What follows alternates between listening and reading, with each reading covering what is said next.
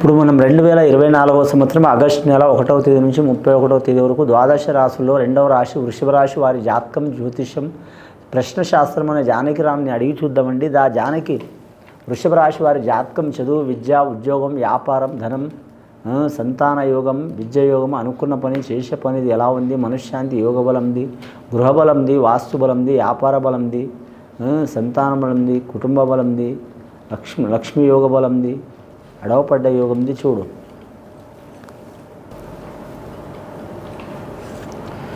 వృషభ రాశి వారి జాతకంలో చెప్పాలంటే మాత్రం సర్వకాల సత్యదేవుడు సత్యనారాయణ స్వామి వచ్చిండండి. అలాగే లక్ష్మీదేవత, సరస్వతి దేవత, విఘ్నేశ్వరుడు వచ్చిండండి. అలాగే మాత్రం ముక్కంటివాడు శ్రీ శివుడు వచ్చిండండి. మహాకాళేశ్వరుడు వచ్చిండు. వృషభ రాశి వారి జాతకంలో చూడాలంటే మాత్రం మరి జాతకానికి రాశికి అధిపతి ఉన్నాడు శుక్రుడు. శుక్రుడు అధిపతి చెప్పాలంటే చాలా వరకు కుబేర స్థానం ఉంటుంది వారి జాతకంలో. అలాంటి లక్ష్మీదేవతకి మాత్రం శివుడు వరం ఇచ్చిండండి, ధనం. అలా లక్ష్మీ యోగం కలిగింది లక్ష్మీదేవతకు. ఈ రాశి వారికి కూడా మాత్రం అలాగే లక్ష్మీ యోగ బలం ఉంది. కానీ మాత్రం అడగంది అమ్మాయిని కూడా అన్నం పెట్టదన్నట్టు వీరు ఎవరికి అడగంది ఏ పనులు జరగవండి. స్వతాబుద్ధి మీద నడవాలనుకుంటారు. కానీ ఎంత స్వతాబుద్ధి చేసినా ఇతరుల మీద ఆధారపడడం తప్పదు. వీరి జాతక బలానికి ఆదాయం 11, ఖర్చు 14, సాయం చేసేది 7, ఇబ్బందులు పెట్టేది 5 మంది వీరి జాతక బలంలా. వృషభ రాశి వారి జాతకంలో చూడాలంటే మాత్రం ముఖ్యంగా ఏ కార్యక్రమం చేసినా కూడా మాత్రం అడగడుగున ఆటంకాలు కలిగిసి వచ్చే అవకాశం ఉంది. వారికి నమ్మిన వారు మోసం చేసే అవకాశం ఉంది. జాగ్రత్తగా ఉండాలి. స్నేహితులతో, సన్నిహితులతో కొందరితో సహకారం ఉంటుంది, కొందరితో విపరీతమైన ఇబ్బందులు వచ్చే అవకాశం ఉంటుంది. కానీ రక్త సంబంధికులతో మాత్రం ఏమైనా విరోధాలు, చిక్కులు, చికాకులు ఉంటాయి. అవి రాజీ చేసుకోవడం మంచిది. ముఖ్యంగా వ్యాపారస్తులకు మాత్రం కలిసి వస్తుంది. కానీ ఎంత ధనం వచ్చినా నిలకడ ఉండదండి. మంచినీళ్ళ లెక్క ఖర్చు అయ్యే అవకాశం ఉంటుంది. వీరి జాతక బలంలో మాత్రం ముఖ్యంగా శుభకార్య విషయంలో అయితే శుభ ఫలితం ఉంటుందండి. ఎందుకంటే సత్యనారాయణ స్వామి వచ్చిండు కాబట్టి ఆ సత్యనారాయణ స్వామి దయ వలన మాత్రం ఇల్లు కట్టడం కానీ, పెళ్లి చేయడం కానీ ఇలాంటి సంఘటనలు జరిగే అవకాశాలు ఉంటాయి. తప్పకుండా మాత్రం కలిసి వస్తాయి. వారికి ధనం ఖర్చు అయినా కానీ ఆ భగవంతుడి దయ వలన మాత్రం మంచి జరిగే అవకాశం ఉంటుందండి. ముఖ్యంగా వీరి జాతకంలో వీరు వీలైతే మాత్రం వృషభ రాశి వారు లేదా మాత్రం ఎవరైనా సరే మాత్రం వాళ్ళకు నమ్మకం ఉంటే వృషభ రాశి వారు మాత్రం సత్యనారాయణ స్వామి వ్రతం చేయడం చాలా వరకు మంచిదండి. కానీ సత్యనారాయణ స్వామి వ్రతం చేస్తే చాలా ఖర్చు అవుతుందిగా. అంత ఖర్చు ఎలా పెట్టుకోవాలని మీకు ఆలోచన ఉంటే మాత్రం ఏదైనా పౌర్ణమి రోజు, ఏ నెల అయినా సరే, ఏ మాసమైనా సరే, ఎక్కడైనా సరే మాత్రం సత్యనారాయణ స్వామి వ్రతం పౌర్ణమి రోజు సామూహిక వ్రతం చేసుకోవడం చాలా వరకు శుభకరం ఉంటుంది. వారి పేరు మీద, వారి మీద ఉన్న పీడ దోషాలు తొలగిపోయే అవకాశాలు ఉంటాయి. గత కొన్ని సంవత్సరాల నుంచి వారికి దారిద్ర్య బాధలు ఉన్నా తొలగిపోయే అవకాశాలు ఉంటాయండి. అలాగే వీరి చేతిలో మాత్రం ధనం మాత్రం నిలవదండి. కుడి చేతిలో ధనం వస్తుంది, ఎడమ చేతిలో పోతుంది. ఇలాంటి సంఘటనలు జరిగే అవకాశాలు ఉంటాయి. నూతన కార్యక్రమాలు, నూతన వ్యాపారాలు, అలాగే నూతన వృత్తి చేయటం, నూతన గృహం కొనటం ఇలాంటి యోగ బలాలు వీరికి కలిసి వచ్చే అవకాశాలు ఉంటాయి వీరి పేరు మీద. ముఖ్యంగా వీరి జాతకం రాజకీయ రంగంలో చూడాలంటే చాలా వరకు భంగకరమైన ఇబ్బందులు వస్తాయండి. భంగకరమైన ఇబ్బందులు అంటే రాజకీయ రంగంలో ఏదైనా ఆటంకాలు వస్తాయండి. భంగం జరగటం అంటే ఆటంకం జరగటం అంటే మనం చేసే పని కలగకపోవటం లేదా నష్టం రావటం, దాన్ని భంగకరం అంటారు. అలాంటి రాజకీయ యోగంలో మాత్రం ఇబ్బందులు వస్తాయి. ప్రజల నుంచి కూడా వ్యతిరేకత ఉంటుంది. పార్టీ పరంగా కూడా చిక్కులు ఉంటాయి. వీరు నిజం మాట్లాడినా కూడా నిష్ఠురమయ్యే అవకాశం ఉంటుంది. అలాగే గురు చెప్పిన విద్య వీరికి కలిసి వచ్చే అవకాశం ఉంటుంది. పెద్దలు నేర్పిన తెలివితేటలు కూడా కలిసి వచ్చే అవకాశం ఉంటుంది. ఈ వృషభ రాశి వారికి స్త్రీలకు మాత్రం చాలా వరకు అద్భుతమైన యోగ బలం ఉందండి.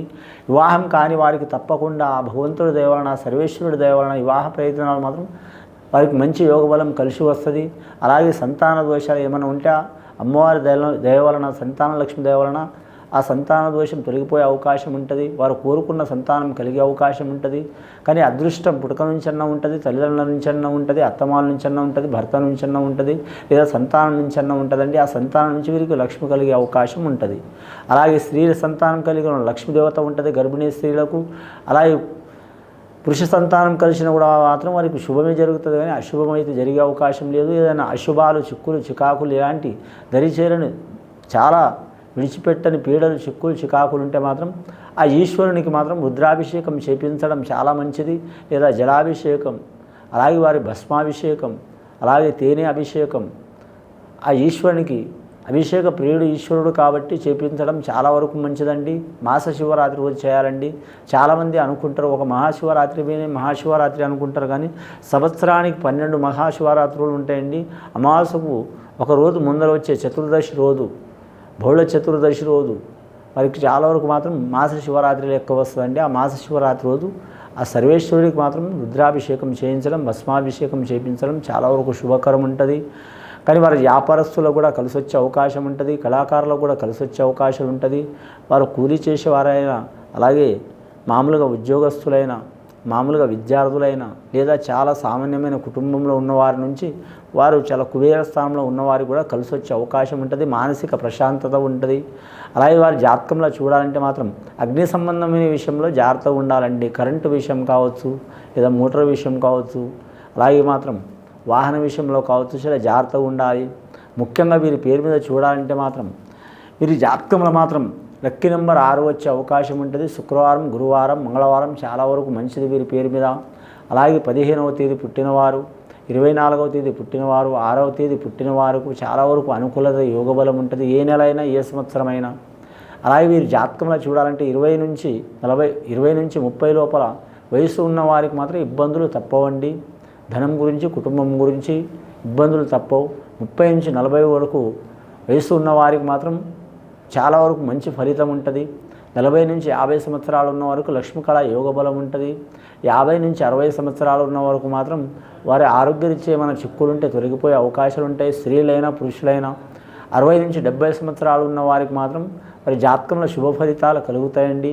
ఈ వృషభ రాశి వారి జాతకంలో చూడాలంటే ముగ్గురితో కలిసి ఏ పని చేయవద్దండి, ముడిపడదు.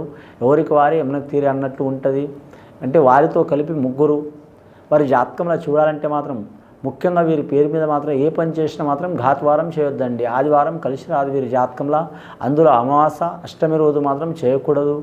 అలాగే వీరి జ్యోతిష బలంలో చూడాలంటే సత్యనారాయణ స్వామి వచ్చిండు, లక్ష్మీదేవత, సరస్వతి, విఘ్నేశ్వరుడు, శివుడు వచ్చిండు. కాబట్టి వీరి జాతకంలో మాత్రం ఖచ్చితంగా వీరికి మాత్రం ఒకటేసారి పూజ చేయాలని ఏం లేదు.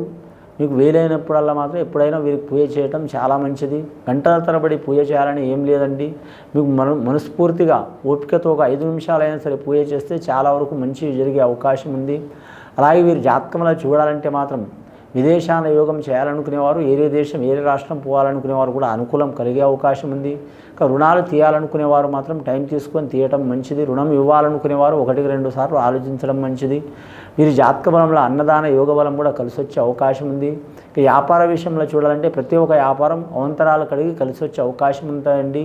ముఖ్యంగా వీరి జాతకంలో మాత్రం రుద్రాభిషేకం చేయడం చాలా మంచిది. ఇది విని చూసి ఆచరించే వారికి, వృషభ రాశి వారికి సర్వశుభాలు కలుగుతాయండి. శుభం భూయత్.